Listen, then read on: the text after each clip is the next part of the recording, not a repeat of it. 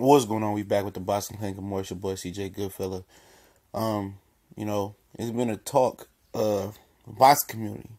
I even heard pro boxer Stephen Upshur and former champion, cruiserweight champion Steve Cunningham and opponent of Tyson Fury, say that Jessie Vargas potentially was on the juice. Now, this ain't no Joe Smo. This ain't old media, new media. This ain't from who gives a fuck guy on Facebook or YouTube or Instagram. This is from professional boxers that talk about this and chop it up and do it on a daily basis. And I got mad respect for Stephen Upshur. I interviewed him before with another boxing channel. Interact with him pretty well. And Steve Cunningham. Shout out to my homie Art Moore. He connected me to Steve Cunningham all the time. So when he posts on there, I Steve. So Steve is a real trill dude. So I really take their word as hard factual, like biblical.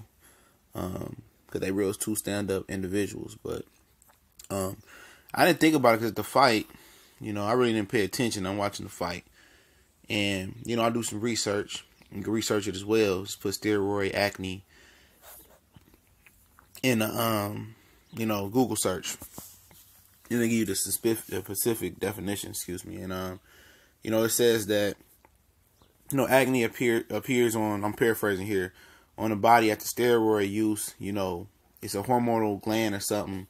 They get tampered with it, and then acne appears on the body, and it starts to taper down after you get off the shit. After you get off the shit, and it kind of taper down. The acne disappears, and Carlos Quadres, he rejected a PED test, about a drug test, and he had a lot of acne on his skin. And I seen pictures with a lot of acne. That mean that he wasn't tapered down. He was I don't know. Allegedly, he was kind of really juiced up, because it starts to taper down like on Jessie Vargas's back, and it appears on the chest sometimes, the back and the shoulders for real, and. When you taper down, then it starts to go away. But yeah, it's a real thing, about the acne on the back. And if you don't remember seeing acne on a fighter's back early in their career, like that, of course it's going to raise suspicion. Was he on some shit? Jessie had to go down to make 144. He was used to fight between 140 and 147. Most people speculated that he was on this shit versus Saddam Ali, because he had acne on his back versus Saddam Ali. And people say that because Jessie Vargas wasn't known as a puncher at 147 or at 140. All of a sudden, he was punching hard and hitting Saddam Ali with some hard shots. So that's where the speculation is raised. I'm not going to say that he is or he isn't on anything, but it's kind of odd that the acne is on the back, and the correlation between the acne and the true definition of steroid acne. Like I said, it's like, something about an anabolic steroid that messes with the hormones, and then, the hormones, I guess, produce acne on the back. And it's a real question now. You don't know who out here clean and who out dirty. This wasn't for a belt. This was at 44. And I don't believe they even took a lot of drug testing for this fight. It was just probably standard New York State Athletic, drug test, piss in the cup before and after the fight. So, that's crazy though. That, all these fighters, all these fighters, you can't give them the benefit of the doubt no more.